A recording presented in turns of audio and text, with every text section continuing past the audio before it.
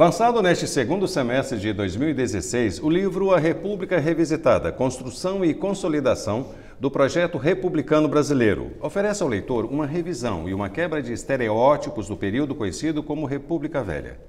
O Curto-Circuito recebe agora a professora do Departamento de História da UFJF, Cláudia Viscardi, que junto com José Umino de Alencar organizou essa obra. Cláudia, seja muito bem-vinda ao Curto-Circuito. Obrigada. Cláudia, para nós começarmos o nosso bate-bola e dessa a República Revisitada, vamos tentar voltar um pouquinho no passado. 1889-1930, que é o período conhecido como a República Velha. Fala um pouquinho desse período para nós.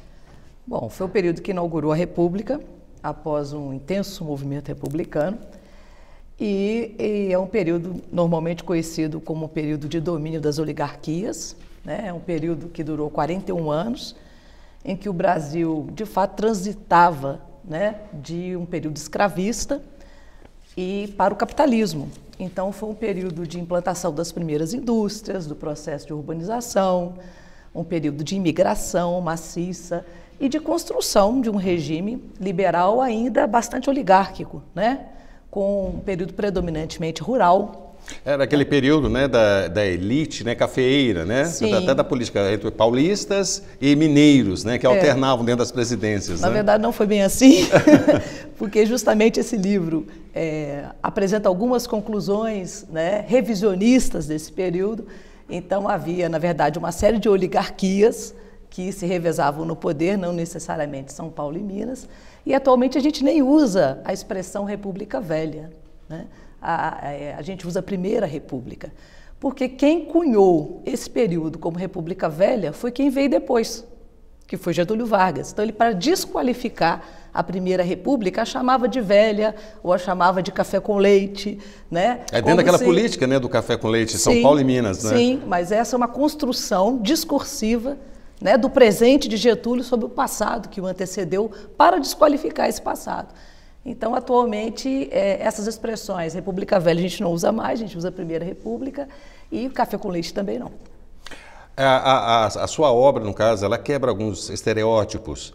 Dentro dessa pesquisa que vocês fizeram, qual foi a maior estereótipo que vocês quebraram, qual a maior surpresa que vocês encontraram com relação à história da República Velha, né, conhecida como República Velha? Sim, eu acho que tem uma série de surpresas e de revisões, porque é uma obra coletiva, né, que é feita por pesquisadores do Brasil inteiro, e nós nos reunimos, grande parte dos autores, não todos, durante 2 anos na Casa Rui Barbosa, em encontros mensais, em que nós discutíamos esses textos e esses resultados de pesquisa. Então, esses textos, eles revisam uma série de questões.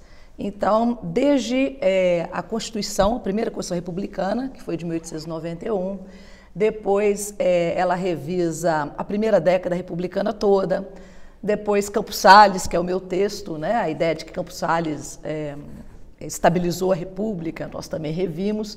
Tem um capítulo muito interessante que discute a questão do voto e da fraude, né? Que a Primeira República é considerada um período em que todo voto era fraudado, de que não havia competição política. Isso tudo foi revisto, né, pelo historiador Paulo Ritti. E algumas lideranças da República são discutidas também, as relações internacionais do Brasil, principalmente através de Rui Barbosa. Então, assim, durante o período como um todo, uma série de teses são revisionistas. Então, é difícil dizer que uma tese é revisionista, eu acho que é um conjunto. Até durante esse período, né, conhecido como República Velha, como conhecido, né, agora a Primeira República, houve também a formulação da primeira Constituição brasileira. Sim. E nesse período também, eu não sei se é fato ou se de fato suas pesquisas comprovaram isso, que a nossa primeira Constituição ela foi baseada na Constituição norte-americana. Isso tem sentido? Sim, primeiro, não é a primeira do Brasil, a primeira da República, né? A primeira do Brasil foi em 1824, que foi outorgada pelo imperador. Essa de 1891, claro, ela tem forte influência norte-americana. O que o texto apresenta sobre essa Constituição é que, além e maior do que a influência americana, foi a influência argentina. Porque, normalmente, a gente despreza a influência argentina, umas rivalidades até bobas hoje que a gente tem em relação à Argentina, ou até num protagonismo, um pressuposto protagonismo que o Brasil tenha na América Latina, em detrimento de seu maior rival, que seria a Argentina. Só que nesse período a Argentina era o país que tinha o maior protagonismo, sobretudo intelectual. E como eles haviam proclamado a República antes, né, logo que eles ficaram independentes, a Argentina se tornou republicana, então eles tinham uma Constituição que nos inspirou mais do que a própria Constituição americana. Então tem uma influência francesa, tem uma influência estadunidense, mas sobretudo uma influência argentina.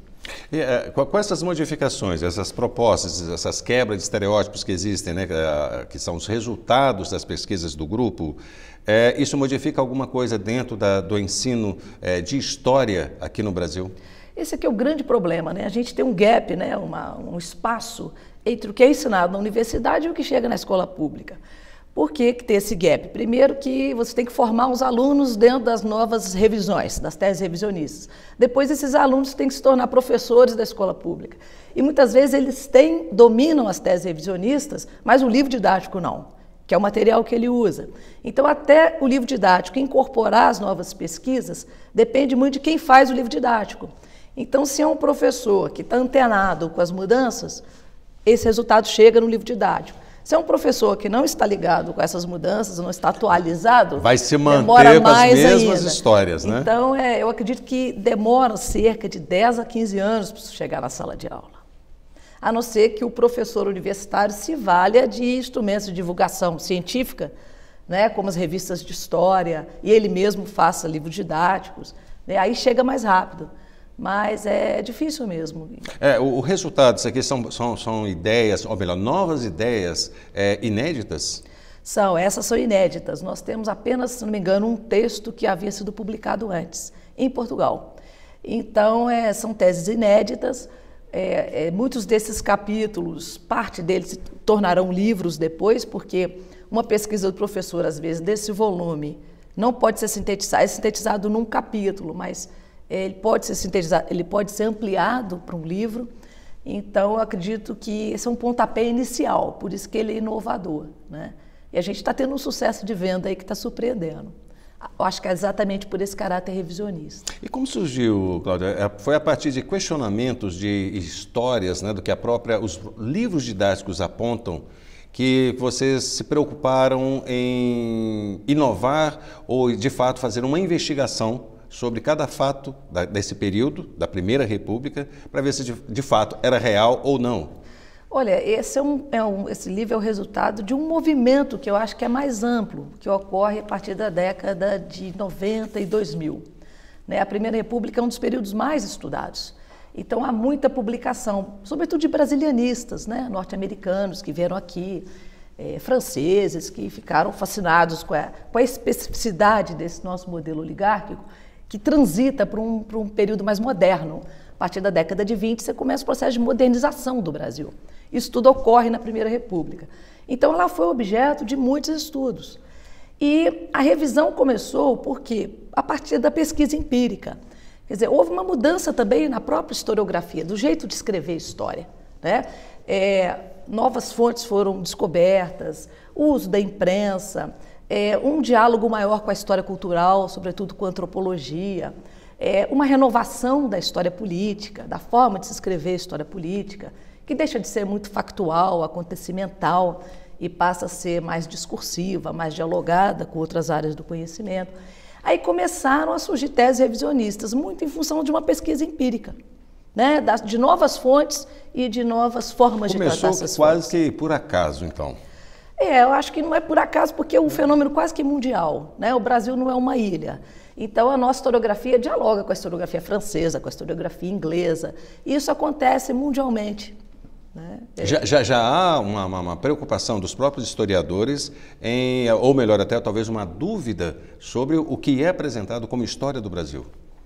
Sim, eu acho que o tempo todo nós estamos questionando e revendo a história do Brasil, né? Então, a ideia é que, a partir dessa revisão, a história é muito viva, né? O tempo todo ela vai sendo revista.